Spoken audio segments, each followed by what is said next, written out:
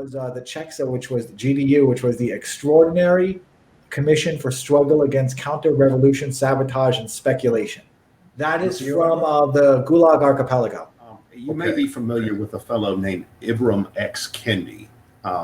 He is someone who is now considered to be a leading commentator, even a scholar on anti-racism. He's gotten a lot of recognition among the chattering classes or whatever for being this bold anti-racist writer. We are now.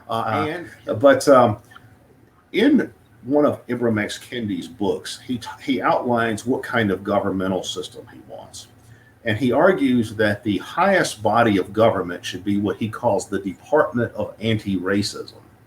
And this Department of Anti-Racism has the power to overrule any policy of any level of government anywhere, state, local, or federal, if it's deemed to be racist. The members of this Department of Anti-Racism would not be elected. They would be appointed based on their anti-racism credentials. In other words, they would be ideologues in critical race theory, like this fellow is. All right. So these people would be basically the highest body of government, and they would have the power to overturn the elected branches of government at any point if something was deemed to be a policy was deemed to be racist. And somebody asked him if there's any such thing as a race-neutral policy. And he said no. And for example, he was asked, well, are tax cuts, is that a race-neutral policy? And he says no, because tax cuts help white people more than black people.